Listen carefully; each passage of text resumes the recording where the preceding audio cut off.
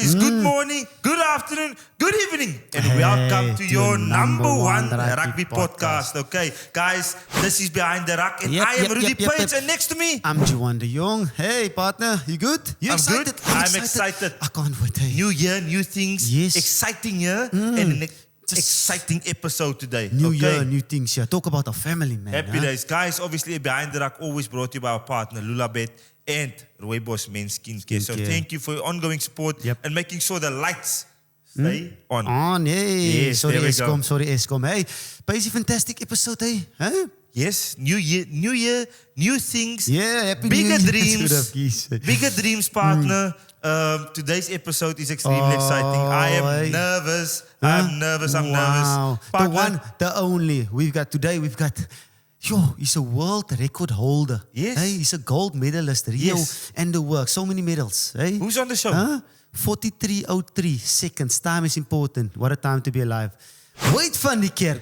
Hey, Yeah, wow. Huh? How lucky are we? Extremely lucky. I can't wait to I don't see even what's want to happening. waste any time. Yes, I let's want not us waste to get any- straight into the interview, agree. talk to him, see where he's at in his life, and make sure that the Ruckers know exactly what's coming this they're year informed, with they're Wayde Van Niekerk. Yes. You ready? Yeah, there we go. Up next, Wayde Van Niekerk. Hey, Juan partner. de Jong. Yo. You tell me. Record holder. Yes, sorry. Medals. Huh? Medals for days, eh? Let's go. There he Wayde Van is, Niekerk, yes, sir. welcome to our show Behind the Ruck. How are you doing, my friend? Welcome. Nah, thanks, gents. Yeah, man, it's a moment to give your flowers. I've really been enjoying you guys' podcasts. So, well done, and keep up the hard work, Sure. man. It's an honor to be here. I mean, no, it's legends of your sport as well. It's just a beautiful moment to be able to spend some energy around you guys as well. And Love the sir. The laugh. He's got laugh a bit, yeah, right? No. But we're not a big deal, eh? Seatbelt, eh? Okay. Apologize. Humility. Humility, please, Boyki. Come on. Wayde, quickly before we start the interview, firstly, how are you doing? Yes. Are you on holiday in South Africa? How is Wayde Van Niekerk doing? No, I'm doing good. I'm blessed. Yeah, man, I missed home a bit, so I thought I'd come and spend a bit of the festive season out here and just fill my cup in sense of spending time with the family and friends and just that good energy. It was a long few years, so I thought let's come home a bit and spend the festive at home. Yeah. Especially the little one that keeps you a little busy, Eli, eh? Yes. No, he's a big blessing. The man is growing so fast, like every day. I mean, you guys know. And he's coming through like his own unique person. It's coming in hot, Personality. I love it. I enjoy being. I won't lie. Enjoy being a dad. It's really something that excites me every day. I wake up in the mornings and just looking to the side and I see the man is here next to me. So no, I really enjoy it. Busy, yeah. No, I love it. Mine is 14 months and ek moet die hele tyd, where are you? Ek kan nie TV kykie. Jy moet gefocus wees. Okay, Boyki. Wayde, now obviously in your 30s, you still look extremely good. You still look young. Yeah, in shape, eh? Great one, yeah. Isn't it peak shape now? Yeah. You actually in nowadays in sport, I don't know if it's in the same in athletics, but that thing has moved. It's moving a bit too. Moving to older, and guys are developing, and the bodies are lasting a bit longer. Firstly, how is the body? How is everything? Is the oils, everything still oiled up nicely now? You know, it's actually funny that you're speaking about age. I think when you hit when the thing says 30, as a sportsman, you start thinking, is this the end? If we start talking about latter stage of my career, we start talking about retirement. You start thinking about retirement. But I'm faithful and I'm hoping that the setback that I had gave me a bit of let's say leverage for the next few years that I can use to my advantage, because I obviously didn't compete as aggressively as I did with the injury, and I had some time to strengthen myself and rehab, and now that I'm competing, hopefully this can maybe just add some years to the latter stage of my career. You never know, but I mean, it's all about just putting in that hard work for now. No, hard work is key, man. And especially like you said now as well, you back home with the family and friends. You were born in Cape Town, eh? And then you went to Bloemfontein. Yeah, born in Tygerberg. In Tygerberg. Hospital, Yeah. And then you went to Bloemfontein for a very long time. How Bloomies, hey? You would know a little bit about Bloomies, hey? How was Bloomies? I love Bloem. Now, Bloem is nice. Bloem is very nice. I think if we're speaking about like family-orientated people and you have your family around you in Bloem, it's very nice. Everything is 20 minutes away.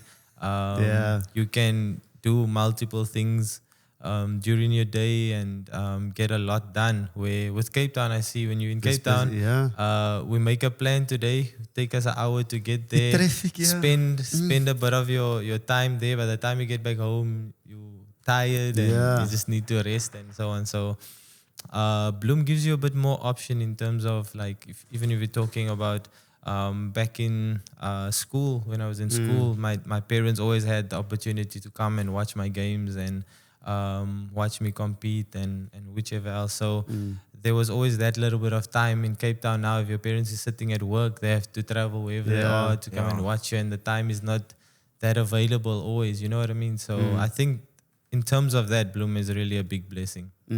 Yes, as I can imagine, yeah. And like speaking about family and your parents and stuff like that, I mean, sport is actually in the DNA. Athletics is in the DNA. Your mom has also been a sprinter, and your sister is also an athlete. Yeah, how's that been? And was it pressure for you to do this, or was it just love from the get go?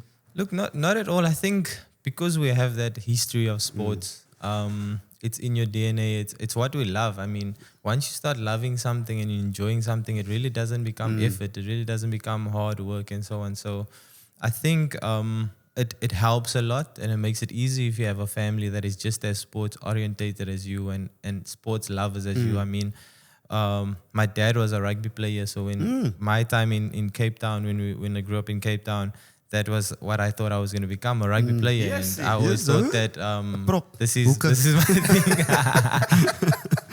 And I thought this was my thing. And when my stepdad and my mom announced that we're moving to Bloem, I tried everything because look, I'm the oldest, so it's just you in school, and I'm 5 years older than my brother. So what did I do with my time? I just did every single sport. So I played tennis, I played rugby, I played cricket, I did athletics. I just did as much as I can. Swimming didn't work out that well for me. I can swim, but it wasn't one way where I could say, you know what I mean? So I tried to do as much sports as possible because I was just that kid that just enjoyed the sports. My academic reports was always bad, but then I'd come and say, but I made this team and I made that team. Sounds like all of us. Yeah, and like and like hobbies and likes and stuff for you. What do you keep you busy with, especially with downtime? Look, I enjoy doing sports and playing sports, so that's definitely a big hobby. And us talking now about our little kids, I'm so excited for that moment when my son starts showing signs that he wants to throw a ball and kick a ball and so on. So I'm really, really excited and looking forward to that moment and introducing that to my hobbies and so on.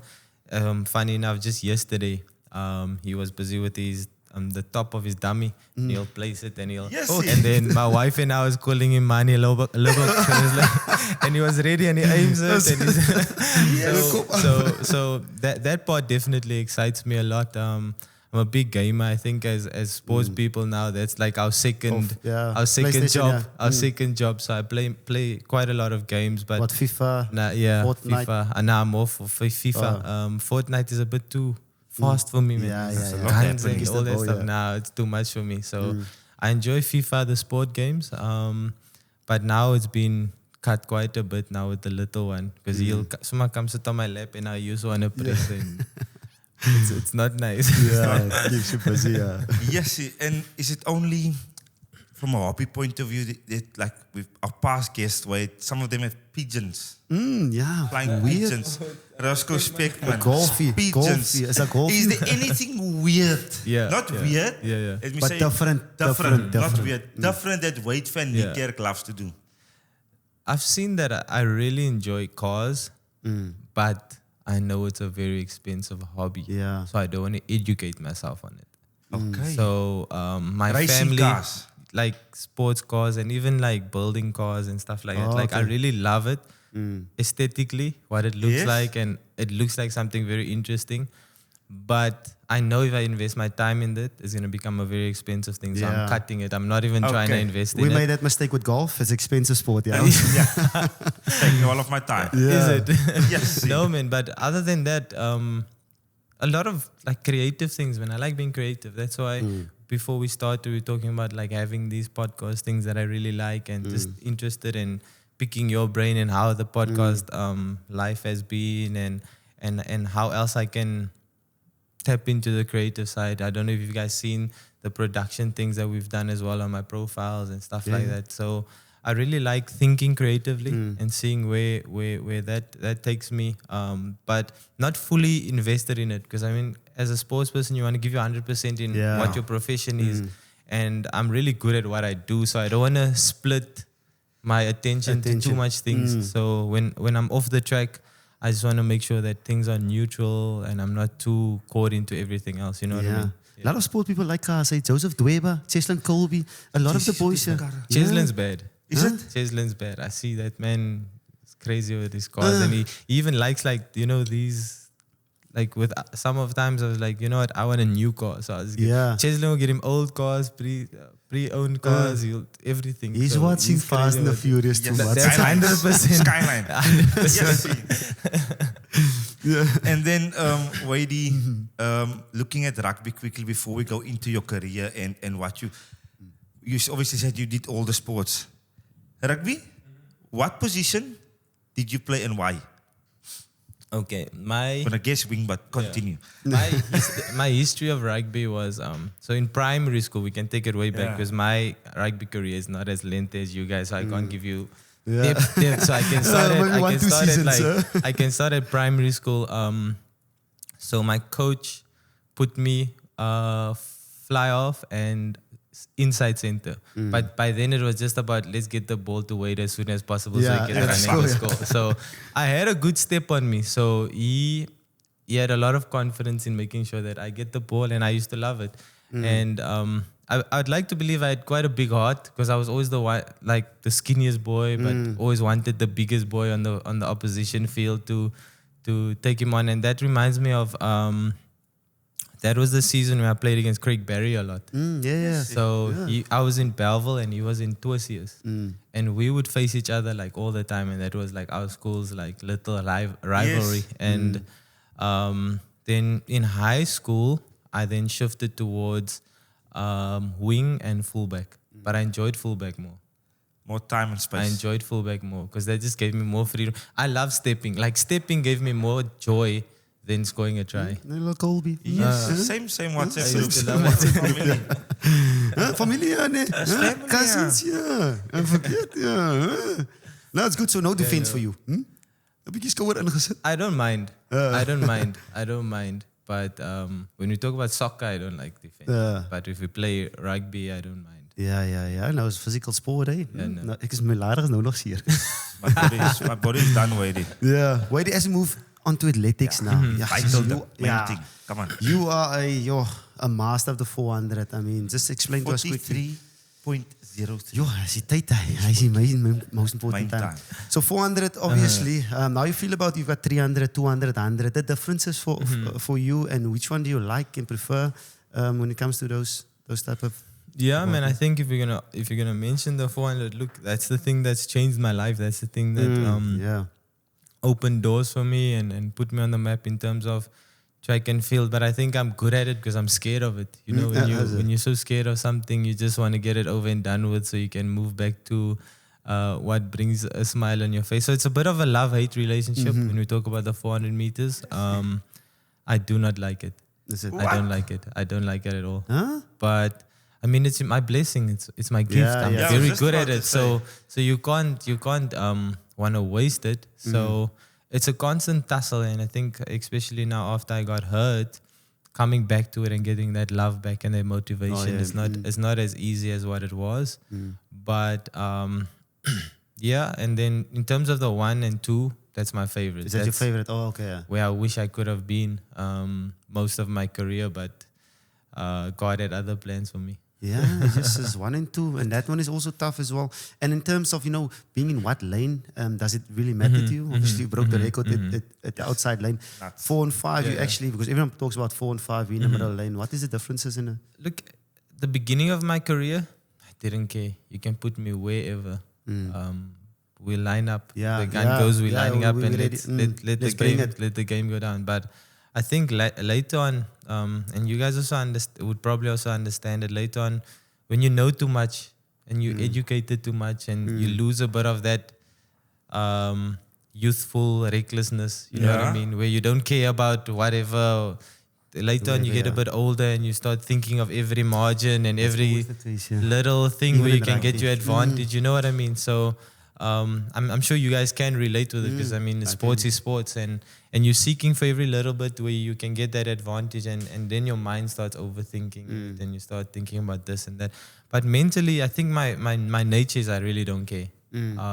But later on, you just want every little advantage that you can get, because now you want to start reaping and start closing the gap. And I think at a young age, I set the bar so high. Yeah. So now how you're going to get to that high bar? It's like every margin, every little thing that you want to try and master. So I think that's the challenge that I have right now. As a bit of a more elderly athlete. I'm still young, but in the game of sports, you're more in the latter stages of your career. So then you start thinking of that little margins and gaps. So I want to try and erase that mentality and get back to that youthful mindset, because I love training with like the youngsters, like the new guys that just coming into the game and they don't care about this and that, and just feeding off of their energy. I love being around that space. They give you that energy. It's interesting, and obviously talking about small margins, right? Which is probably in our sport, you can. I don't want to say you can kind of get away with it, but I mean in athletics, and at the highest level where you are racing, that small margins obviously makes the biggest world of difference. What is the margins that you gain from being a sprinter that you've used in the 400, or is there any? Yeah, I think, look, seeing that you guys are a rugby rooted podcast, I think it's very important for me to use this story. Let's use Sia. So he gave me a call like 4 months before the World Cup, and he's like, "Bruh, you don't understand what just happened to me now. I tore my ACL and everything, and I know you just went through it now." And so when I was like, "Yes, like it's Sia," I had to now immediately like shift my mind, because I'm like, this guy wants to go and play the World Cup. And to me, I sat back and I was like I took a year and a half, almost 2 years, just to be at a level where I want to be. And I had to be faithful in that moment to be like, yo, don't instill him with fear. Because now you're going to think, okay, but Sia, 4 months is a bit rough, man. Don't you want to just like take a step back? Take your time, because patient, the World Cup will come again for you if you look after yourself and so on. But I was like, yo, don't instill your fear, because you took a year or two compared to him. And when we speak about that little margins, our margins is like totally different. And he gave me a call again the next day, and the operation was done now and everything. And he was like, I just walked to the bathroom. I was like, what? Walked the next day. And I was like, see, I took like 2 weeks before I had the courage to like to keep take going my first step. And you telling me about walking to the bathroom the next day, and I was like, no, this man's mentality is at a total different level. But at the same time, also, I had that advantage of like, I have a team that I can rely on when I'm not 100%. And a few months later, I just finished with World Championships, and we have now and then tapped in each other. Are you fine? Are you good? And you always just gave me this positive mentality, and I was like, no, let me not instill my mentality of what that experience was in him. He's excited, and I mean, I think he was so driven by wanting to carry the country that he didn't care about timelines, he didn't care about anything. And I mean, also a man of faith. He was really like, his faith was so strong and everything. And I was like, I took 2 years before I just felt comfortable to go to the best of my, like, to my ability. And that's why I took that step back, and I was like, let's just be a supportive presence around him. You know what I mean? And after all Budapest, mindset. I came to Paris for like a few days, and he was like, please come and watch the opening game. And I was like, yeah, see, I was been in Europe for so long, like I want to go home, like, and he's like, no, please come. And I was like thinking to myself, but you probably won't even play 4 months, like.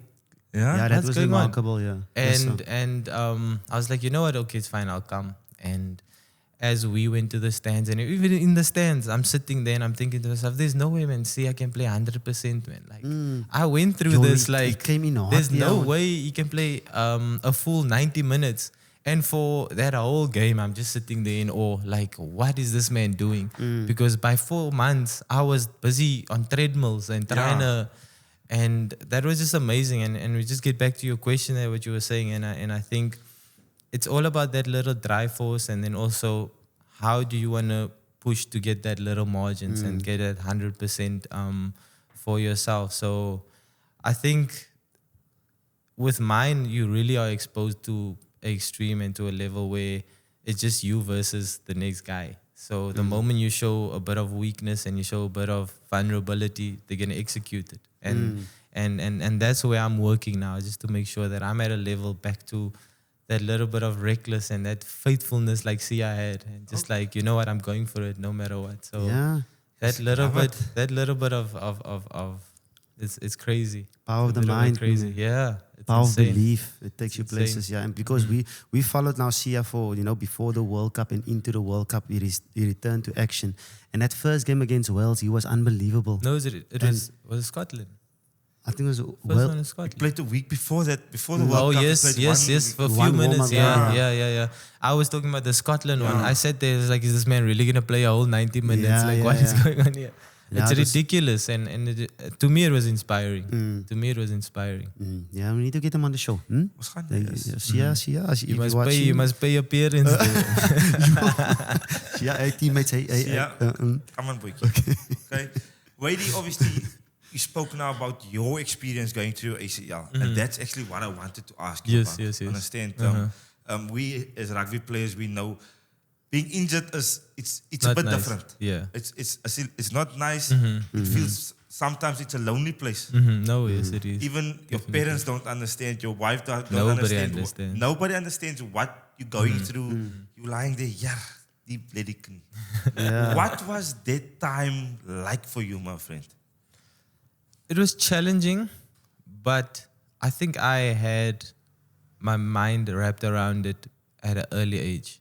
You know, you have that stage and that period where you caught in a bit of a dark slump, like you just took a bit of a dip and you lose a bit of hope. But luckily I caught it very early and I jumped onto it. I was like, what I feed my mind now is very important, and how I communicate to myself on a daily basis is very important, and how I expose myself to training is very important. So that first year and a half, 2 years, I was so driven. Like nobody could shake me. And then once I started exposing myself to competing again, I think that's where the vulnerability started kicking in a bit again. And I think a lot of you guys have seen it. Wayde withdrew from this race, and Wayde had to not enter this competition, and those little things started becoming a bit of the challenge, where you're getting that knock and you're like, yes, like how long is it going to be up and down, and it's with you guys the same. You can only start with a 20 minutes first, later 30 minutes, and then coach will give you maybe 60 minutes, and then give you a break the next game, and then you'll add you again 20 until you to the level of fitness where with me it was the gun goes in whoever's the fastest. There's no minutes to it. Nothing to it. You know what I mean? So when the gun goes and you have to push 100%. You can't go 20% the first race and then 30% the second race. You can't hide yourself as well. So well. that's where my challenge came in. And we were talking about that youthful spirit and that reckless spirit at the beginning. That was my DNA as an athlete. Like when the gun goes, I want to destroy everyone as soon as possible, so they know whose race this is going to be. And that was my mentality when I was younger. Like I just wanted to break you down as quick as possible, so you don't even think, can I catch him? Will I get him? So on. So that was my mentality. I was very, very aggressive. When now, after the injury, I had to now start adapting a bit more of a patient approach, a more strategic approach, a more calculated approach. And that's where my challenge started coming in. And my tussle between can I, can't I started coming, because I couldn't anymore apply that aggressiveness, that pure Off the mark. speed, that, you know what I mean? So now I had to be a bit more calculated. I don't know if you guys did watch a few of my races this year. The first few 200 meters is just sussing out where I'm at and so on. And then the last 100 meters just come through with a bang. So it was a constant tussle, and coach was working with me with that the whole time and showing me and making me actually believe in that concept. Because my mentality was just like, I need to go as fast as possible and let the guys catch me, because that's my strength. That's what I've always done. And I was very aggressive the first 200 meters. And I was probably one of the only athletes that went out extremely hard the first 200 meters. Yeah. Like guys would never even risk that or take that in the 400 meters. And I think then coach now had to start teaching me a different mentality in the race and showing me that even if you take this approach, that goal is still possible. Okay. It's not like we are far apart from the goal that you want. You know what I mean? So it was about buying that concept and believing in that concept and working on that concept. So that's now my process of my 20 minutes, my 30 minutes. So once you start breaking that barrier, then you start entering new levels and heights. And this year was a good example for me in terms of my performances and how I competed. The whole year I was putting in that. And then when it came to the World Championships, I think things just started falling apart and I didn't get to totally where I wanted. That's amazing. In rugby, you can hide yourself, like you said now, 20 minutes, 30 minutes. Ons weg op die punt, we can take a little bit of a break. There's no like spotlight on you the whole time. With you guys, there's a spotlight for that whole couple of seconds to make sure, and it's about 0.0. Huh? Actually, because you spoke now so about his process, I remember I tore my all 3 hamstrings completely of the tendon weight. I snapped it off when I was 20 years old. And for me, the thing I struggled with partner was the doubt. Flip, am I going to be... Yeah, as a solid... Am I going to be the same as what I was before the injury? And it's just when I'm playing and you're like... Because I was obviously 9, so I used to have a bit of speed weight before obviously the injury. Yeah, I've been geloop. Nice. But That man was shocked when you said you... I don't like that. Don't act like that ever again. Okay, sir? Got you. But for me, it was the doubt way, right? The fact that just must I push my body that far again? What with my hamstring? Because now the surgeon said, yes, I'm not too sure what's going to happen afterwards. And for me, it was honestly just a doubt of, especially that first 6 months after my injury. They cleared me, but in the back of my mind, there was just a little, don't go into that ruck again, because that's how you got How you got hurt, Yeah, so that doubt for me was something that I won't say struggle, but it was always just what's that thing? Medulla oblongata. Yes, the Medulla oblongata. And then Wayde, obviously your athletic journey started in Bloem Vegas, where there is actually no distractions. That's the time I loved about Bloem. Yes, I loved it, yeah. There is no distractions. Sport is honestly, you are working at your craft. Become a gold mine. Yes. And Tannie Ans, I quickly want to stop on Tannie Ans. Yes, obviously. What sure. was she like, and what impact did she have on your youth as an athlete? Yeah. Look, I think the best one-word description I can use for her is old school. She was hard work, old school. Yeah. Just like authentic. That was her DNA and her core, and that's one thing that I really respect with her. It was discipline. From the get-go, If you 5 minutes early, you're late. If you're on time, you're 5 minutes late. That was her principle, and she was very, very strict towards manners and principles. And I mean that old school manners, and you must do things a certain way. There's times where I would come out of the room and there's no irons while we in the hotels and stuff like that. And I was just like, you know what, let's just go train. And she's like, no, go iron your shirt. Yeah. Like those little small principles. And those are the things that I really value myself as well. So that became a very in sync thing between her and I, and something I could respect, and we applied that same principle into the track, and I guess that's where we became a bit of, as a duo, we became quite perfectionists in a lot of things in terms of what we want to achieve on the track and things that we want to achieve on the track. So that's one thing she really taught me in my early ages, and as a coach as well. Like, look, we put in some crazy work. With Tani Ans, Tani Ans would give you, I don't know if you've Morning, had nights, evenings. you've had many coaches. Yeah. You have some of that coaches that just don't think, it's just go. hard work.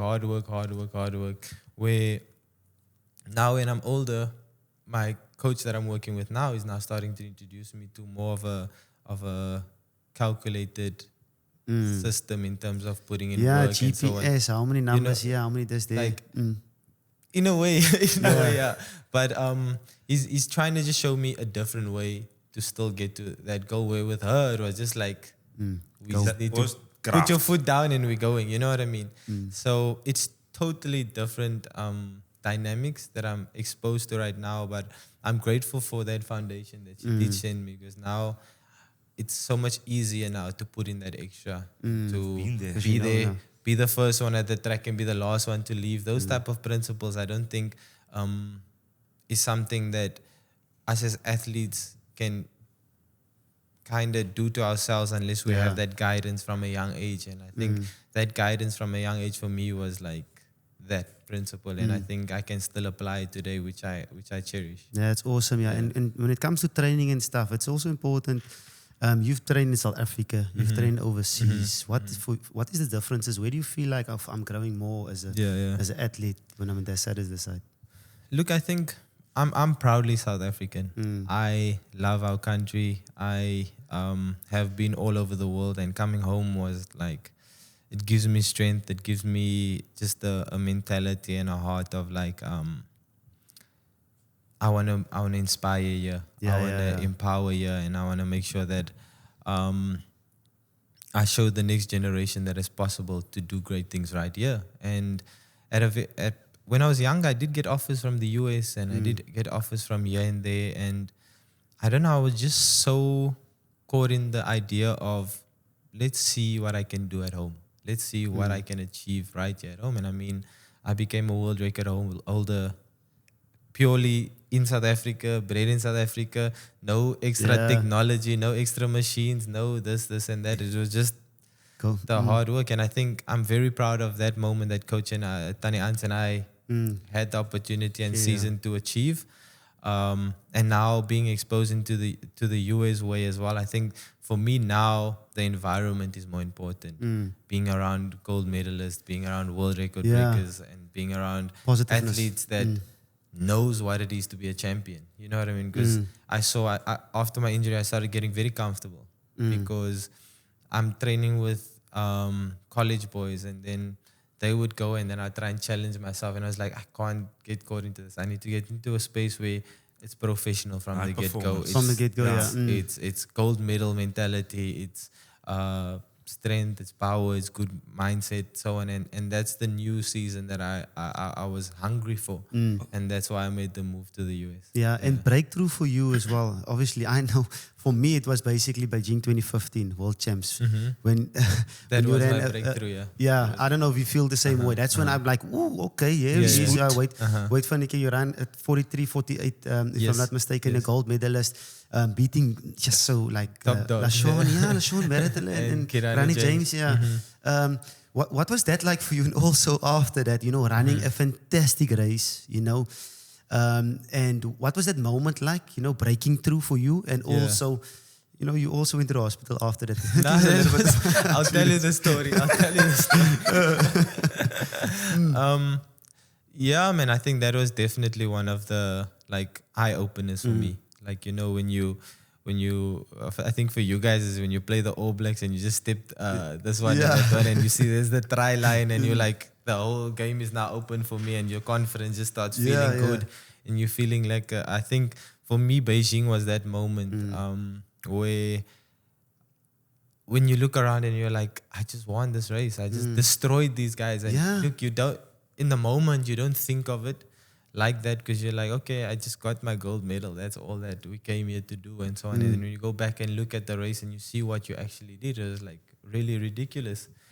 And that definitely opened up my eyes. And I was actually, my mentality back then was like, look, by the Olympic Games, I at least won a gold medal. I'd like to work for the gold medal. So then I got it in Beijing, and then that kind of put me a year ahead and a step ahead in terms of like, okay, I am a gold medalist. I can win gold medals. I mean, I just beat two guys that I had the utmost respect for. And I think that's also what made me such a great 400-meter athlete was those two guys, LaShawn Merritt and Karani James, because those were two athletes that I had the utmost respect for. Like, these are the guys that I would never sleep on. These are the guys that I wouldn't take for granted when I'm competing against them. Like, they just switched me on. They just had that, you know, you have that. I don't know. For me, I just assume All Blacks is that for you. When you play the All Blacks, you're gonna probably give your best game. You're probably gonna have the best game that you've ever had. You're up for. You just switched on, and that was the two guys that biggest competitors switched me on. Like, and I think it was more because of respect. And yet again, you can relate to that. Like, I just had the utmost respect for them because I watched them prior to me having my breakthrough. And they were the guys that were every year 1 and 2, 1 and 2, 1 and 2. Yeah. So I had a lot of respect for them, and I never took their talents for granted. And I think that took me to a new height when I finally beat them both. And and then by 2016, I just had a different confidence. And onto the hospital thing. Yeah, please. The hospital. It wasn't like that though. It wasn't like that. Have you ever done a 400? No. That's cool. Maybe. Okay. Yeah. So I would like you guys to do it so you can understand what it's like to just do a full out. To do it full out. Maar niet full out. So if you do a aggressive full out 400 meters, the feeling that you have afterwards, that lactic, it's extremely intense. Okay. So that was I get it almost every race because I'm someone, like I told you, from young I was someone that was extremely aggressive. Yes. So after the race, it's like you just need like a 30 minutes just to cool down, regroup and reset. But now I didn't prepare myself to get a medal. I just wanted to win. I didn't think of a medal afterwards. I didn't think of a victory lap. You know, that's part of the track culture. A victory lap. You're going to get your medals, shaking the competitors' hands. And some of these athletes make it look so easy. Like after the race, you're like, well done, we're doing victory laps. And unfortunately, that's not my reality. I'm someone that needs to just a few minutes just to regroup and just get my back. But my mistake was, look, you should always move. Don't sit down. Because then that adrenaline calms down and it drops, and then that tiredness hits you.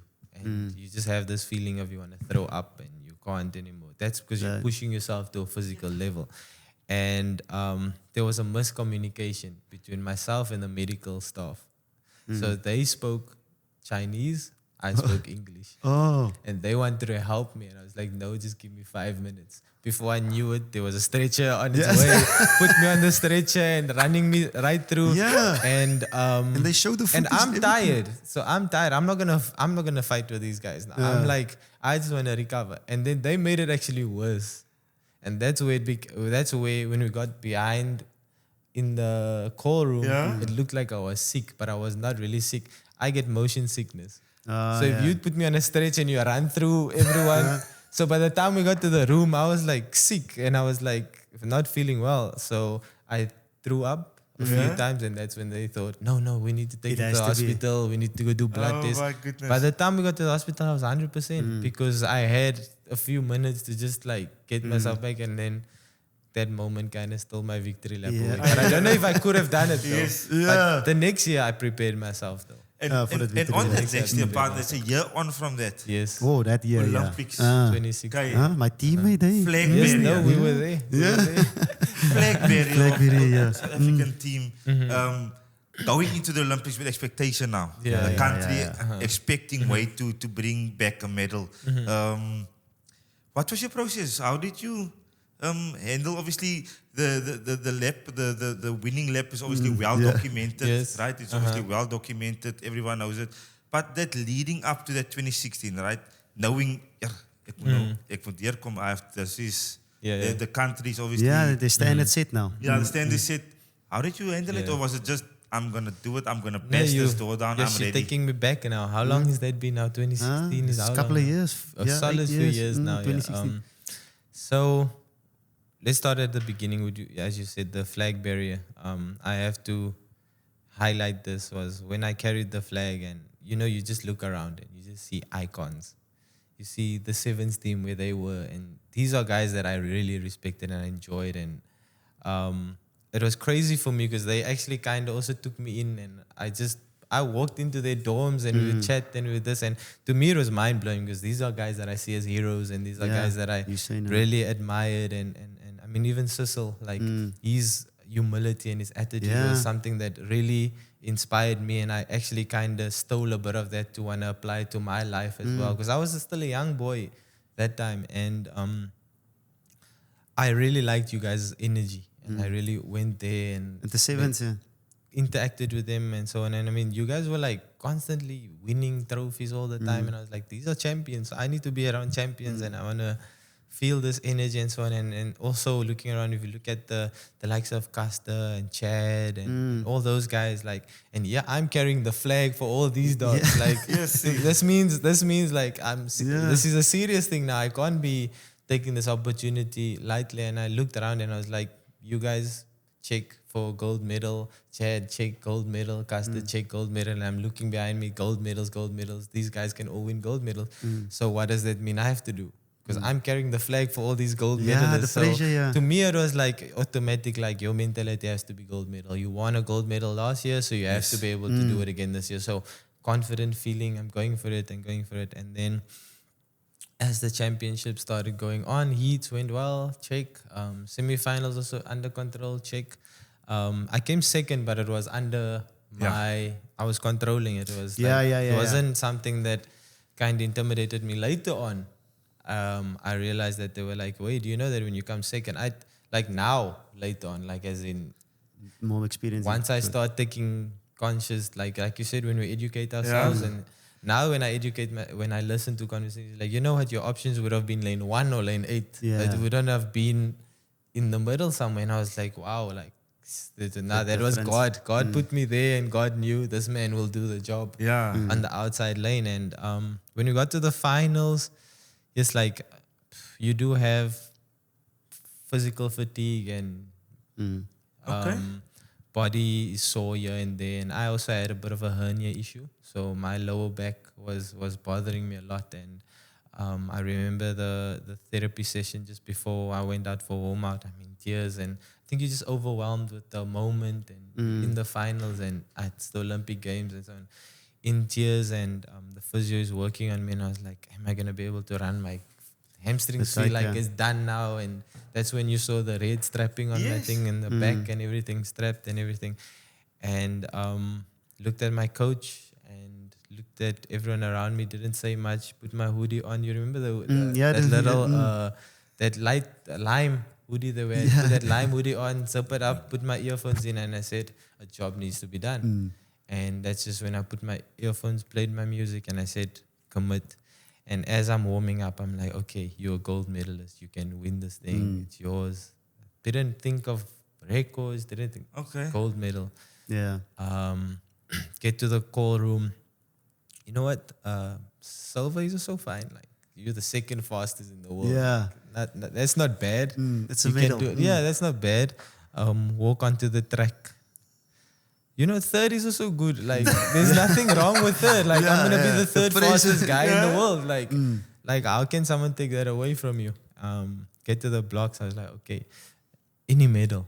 Just need any medal. Just make sure you get any medal. You're thinking all of that. You think all this. Yes, as we get to the blocks, on your marks, and then went down, say a prayer, and just said, God, I leave this all in your hands, and let your will be done, and use me as a vessel, and whatever. And then the rest is history. We all watched what happened after that. What a moment. It was special for me. Like, there was like footage of Usain Bolt and Alkani and all these boys. You reacted, They were like, woof. Huh?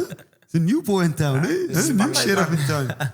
Yeah, and like when you were at lane 8 as well, did it make a difference for not knowing what's coming and just giving your best? Because you said you sprint the first 200, what's your game plan? First 200, easy 300, and That's 500. Yeah, I mean, a lot of people's been trying to ask me this question and want me to dig into what that is and where the pros and the cons is around that. But I mean, I broke a world record in it, so it has to be a positive for me. Yeah. Like for me, that was the perfect lane at the perfect day, the perfect time.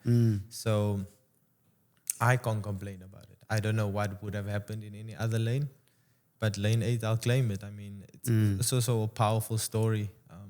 The testimonies that came out of that afterwards, not just for myself, but so many South Africans, and even internationally, I've heard coaches use this as a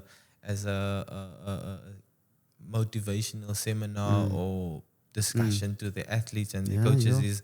Is that tunnel vision and that mentality of you versus you, and I think even for myself, I started using that as a driving force and a motivation for myself. Yes, die lyn uit meneer, dan pak hy. yeah. Hy laaste 100 toe. Yeah, yes. See the windpaal. And then Wayde, then you obviously now world record holder, 43.03. Now het die lewe verander. Yes, no, it does. Now life has changed, You obviously. think the goat of goats. How did obviously winning that race, the next from 2016 up till now, when it comes to sponsorships, and I don't obviously know you that well, but what the time we spent together at physio rooms there in Bloem, you obviously, it seems like you like being like in your own bubble. They see Easy vibes. Yeah. easy vibes. Yeah. How did you handle that there was new sponsors on board? There was obviously certain appearances that you had to do. Did you like that sort of thing? Yeah. And how did you handle that new light that was? Yeah. Spotlight, yeah. Look, let's be honest. You guys are South Africans' favorite, though. So we had to work quite hard to get like those sponsors, especially local sponsors. Was extremely difficult for us as individual athletes. Like from the get-go, they would say it's team sports, it's the rugby guys, and it's the this and that. And I think that really did open up a door for track athletes, where companies and organizations started actually looking, but hey, there's also value over here, and we can also invest in sponsoring to these athletes and so on. And I think that's where I give utmost respect for the likes of Discovery, which I've worked with, and even Audi, which I worked with, where they were like, you know what, this brand and this brand sees value in the rugby guys, and let's use supporting the individual sport guys and so on, and that's where I'm really grateful for those opportunities. And I mean, it's relationships that I still value today, and I still enjoy being associated with and part with. And to me, I think on your question as well, it was important to just stay myself. Like I didn't, like you said, when I'm in a space with you guys, and yes, you guys are people that inspired me, and we sit and watch you guys for years and years and years, winning games for us and bringing smiles and joy to us. That's the heart of South Africa. Rugby is the heart of South Africa, and I mean, it means a lot to me. But I mean, anyone now, I feel like it's very important for us to be ourselves and be in a spirit where you're welcoming, and because this is the people that sit up, because I know how it feels to sit up and watch you guys whenever. Yeah. So how did someone else feel doing that same, supporting me? It's something you need to value, and something you need to cherish, and something you need to be grateful for. So it's really always just an honor for me to stop and take a photo with someone, or just have a moment with them. Like to me, it means nothing.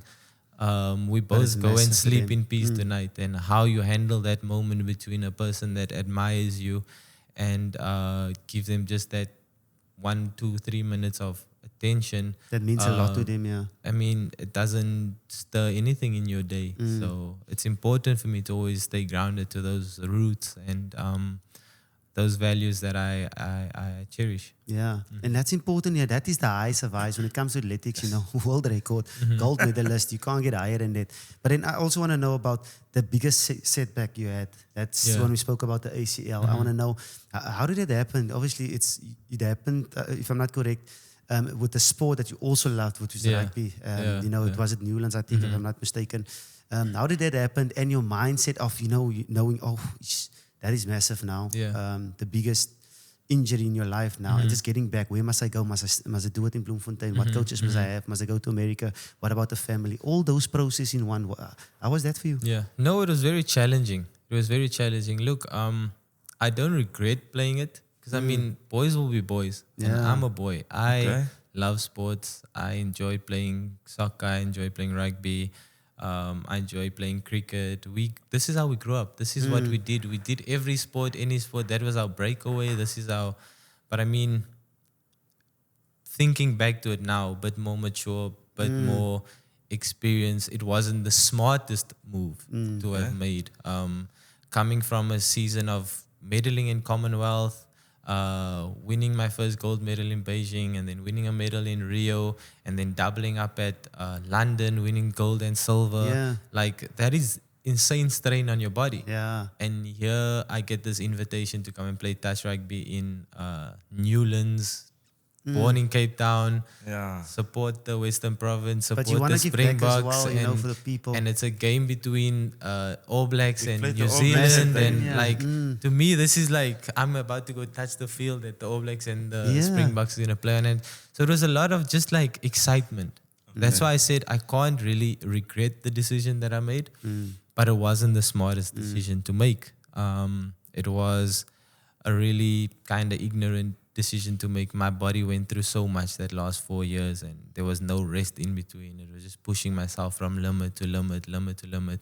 And every year I upped my challenges. I went from one event and then I ended up with 2 events at London. So I pushed my body extremely hard. And if you calculate that, it's not a smart decision to go and play a touch rugby game or any other sports. Especially on that Newlands pitch. You know what I mean? I hear. fine. Nobody gave me that. That's when I pitch home.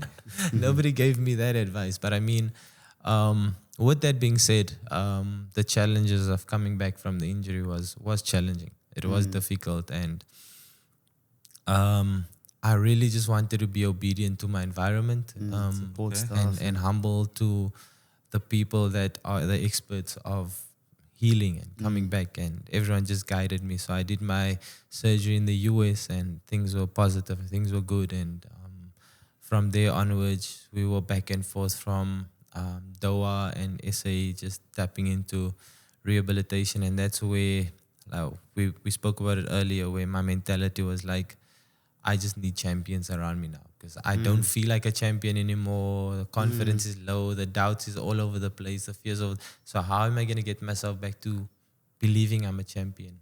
I want to go train with them. I want to expose myself with them to a daily basis, at the daily basis, and just be around them all the time. You know what I mean? Like, I'm not saying that the environment that I was in was beneath me, but what I'm saying is that I needed to be in a place where I can start believing again and seeing myself as a champion again. And that's where my biggest driving force came from, to make the move to the US and just think like a champion again. And where did then 2023, if we fast forward from the injury, 2023, your times looked amazing again. That is my humbling athletic, which is it's not a lot, sorry, Wayde. No, but it's all good. your times looked really good. Winning a lot of races. Looking at 2024, as no Paris, we see Paris, it's there. Yes. Okay. We see Paris is there. What does this year look like for you in 2024? And I don't want to say can we expect. I believe, I strongly believe, there's a reason for every season. If it makes any sense, there's a reason for every season. Looking at your numbers in 2023 and then 2024, Paris again, how are you going to, will it be that childlike, aggressive Wayde Van Niekerk? How are you going to approach this year? Look, that I don't think that DNA will ever leave me. It's something that's always with me. It's always there. I'm always hungry for it. But there has to be a bit of wisdom now to it as well. And it's something that I'm on a daily basis trying to learn, trying to expose myself to. But what's important is to just face it on. Don't run away from it. Don't hide away from it. Just face it and see where that takes me. So I'm stuck in the moment, wanting to enjoy moments, wanting to enjoy it today, whatever my goal is for the day. I want to tick it off and move forward from there. And that's been my mentality for the last 2 years now. Was just to soak myself into the moment. And this year has been really a good year for me. We all want to win the finals of the World Cup or the finals of a World Championships, which didn't work out that well for me, but it's definitely a driving force. It should actually make me more hungry because I came so close. I mean, if we think of any athlete that had a crazy, unexpected injury, most likely doesn't make finals anymore. Most likely don't challenge for races. And I mean, I'm out here being conversated almost every race that I'm the favorite for this and I'm favorite for that. So it's about just being kind with yourself again, allowing yourself to be exposed in that environment again. Start believing that you're a champion again, because for a long time you spoke about it. That doubt makes you not think you're a champion anymore, makes you not think that you're the next big thing or the next great thing. Sponsors are excited for the next future, not for the 30-year-old that has a world record. Sponsors want the next big thing. So how do I keep myself fresh and mentally in a space where I'm like, but I am still the big thing. I am still the main dog. Yeah. You know what I mean? So it's just a constant process. It's a daily thing. I mean, you guys know it is in sports. One day you feel fresh, the next day you feel the low. So so what I feed myself mentally every day, what I expose myself to, and communicate to myself. And I think I'm now in a space of teaching myself how to be a bit more kind with myself. Because with us, we perfectionists. We need to make sure that everything is to the T, to the dot, to the this, that, and there's no room for error. So I'm trying to teach myself to be a bit more kind with myself, because I've been very hard on myself this last few years, and then allowing my body to just physically grow into the role. So 2024 is a big one for me. Yes, my sister and I are actually both going to the Olympic Games this year. Yeah. Yes. Oh, nice. I'm excited for that moment. She's in hockey.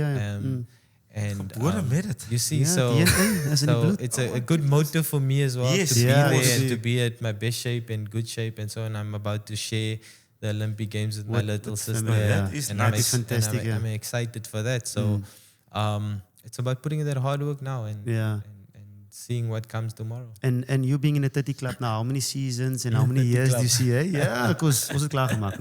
Is jullie klaar? Ons is klaar, ja. Die larig en die hamstrings en zo. I have too many meniscus. Where do you see yourself? Is it 40? Is it where do you see yourself in the next couple of decades and years? Yeah. Look, today is a blessing for me, so I just want to be soaking in right now. Yeah. Make sure that I execute right now as best as possible. I mean, these little victories that we have here is going to make the big victory at the end. So, 100%. I just want to soak in right now, see what I need to do right now to get to that bigger goal. But I mean, as athletes and as sports people, we want to achieve that bigger goal. It's always going to be in your heart, but I don't want to get too carried away and too excited about something that still needs a lot of work for. And just, I think, as he runs his 400, that last 100, then it's his best. He's obviously strong, he gets fast, he pulls away. That's how I see Wayde's career. I love it. Thank you. You understand? Yes. The way he runs his 400 meters is the way he's going to finish. So I think there's a massive year, but that last stretch when he pulls away and the commentator, they're catching. Oh, no, it's Van Niekerk pulling away. He's stretching his legs. That is what's going to happen. Yeah. So this is gonna be my reel, just for me. You guys not going to use it. I just want that. That one is mine. I want to make sure we that give you whatever this you is going to want, be my theme for the season, for my 30 club season. Just pulling away. 100%, Wayde honestly said for me that this is coming to an end. Yeah, man. Yes, see, I feel like a kid talking to you, and there's so many things I wanted to ask you. But honestly, thank you for your time. Thank you for your time, sorry, mensen, ek WhatsApp hom behind the rack every week. It's just because for me, I was like, yes, if Wayde can watch our episode, like, that's massive. Special. Like having a world record holder watching your episode, that means everything. And now talking to you, obviously checking in with you. You're in America now, and just fantastic day for us. Thanks, man. Thank you for your time, man. Honestly. I think from my side as well, I think it's very important for me to highlight. I did comment on you guys' post as well. But I think it's also important to say it in person as well. I like your energy. I love the positivity that you guys are creating around sports. We know how media can be seen as a bit of a negative thing towards athletes, and I think as sports people as well, I think keep doing what you guys are doing. Yeah. Thank you for that positive energy and that smile that you guys try to put in sports people's faces, and what you're doing with me as well outside of rugby. I think now you have a bit of an audience that's away from rugby as well, and just putting a bit of a positive light in that sport as well. I thank you guys for that moment. Yeah, and thank you very much. For sharing out there for us. From my side as well, thank you very much for making the time. Obviously, I look up to you, inspiration to me as well. And now myself, just listening to you talking about the 2016 where we were in one squad together, how you saw us as players and as a person. It was vice versa, actually. We were looking up to you. Oh, yes, Wayde Van Niekerk, just want to hang out with you. And for you to say that is so special, not for myself as well, but I mean for the squad at that time. And thank you for being that inspiration for the youngsters out there. We keep fighting, us as well, throughout your careers, also ups and downs, but it's what you make of the downs. And you've shown that throughout your career. So thank you very much for making the time. And hopefully, that last stretch. It's about that last stretch. I love it. That's gonna be the episode's motto. Yeah. Caption alles is last stretch. Thanks very much. And that's Wayde Van Niekerk. Wow. Guys, honestly. Rakus. Appreciate it. That time flew by so quickly. So quickly, yeah. There's so much I wanted to ask him. I'm like a little kid in a candy store. A fan of Van Niekerk. What a iconic figure of South Africa. But what a fantastic person. Yeah, first Juan. of all, yeah. I think obviously sometimes we get lost in the sport heroes and behind sport. the man. Awesome person. Yeah. That is honestly down to earth, hey. A guy that achieved so much. And I love this competitiveness, eh? Yeah. Could you pick it up? Yeah. It's like from the start, I want to run, I want to show them. I want to show my competitor. Eximan. I'm the guy to beat. Yeah. I love that about him. That was fantastic, yeah. Wayde Van Niekerk on Behind the Ruck. Wow. Exclusive episode. We had to do an exclusive for him. What a legend, what a man. Hey? And we are going to root for you, Wayde. Every bit this year. All the best, in Paris. And making sure that you can feel our love and our support. And we said about a strong finish. Hey? Hy gaat sterk finish, meneer. Best is yet to come. All the best, my brother. Thanks for being on the show. Guys, this episode and Behind the Ruck always brought to you by Lulabet, by Juan said, our partner that's making it possible for the show to be on air. And also Rooibos Men's Skincare that is also looking in our boat us, and making sure that they look after us. So that is first one for 2024. Yo. Rakus, Happy New Year to you. I hope this is the from behind great year. the right. I hope the diets have started. Yes, get your rituals, goals and stuff.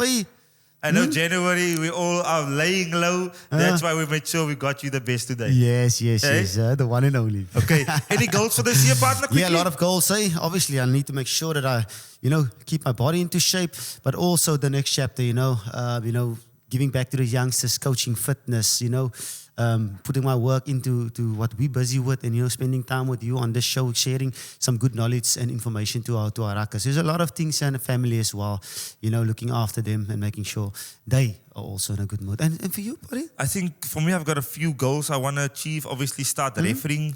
I don't know whether my knees are going to allow, whether I'm going to like it, but refereeing is definitely a top of my list of goals. Then secondly, I'm going to start studying again at ETA College. Yes. Also something I've struggled with in the past. I still want to do mine. So that is something I'm going to take on. I don't know what's going to happen, but that is one of my goals I want to achieve. And Behind the Ruck, partner, I think I want our show to be one of the best rugby podcasts in the world. So I've got big dreams, big ambitions for our show, and all of that is on the Ruckers and the support. So that is for me. Let's 2024. keep working hard and then make sure that we can achieve those small little things. Small, tick those boxes. Absolutely. Exclusive, episode X with a legend of South Africa, legend of sport, gold medalist. In the record books, he is. All right, guys. Guys, I'm Rudy Page. I'm Juan de Jong. And the Ruck is clear.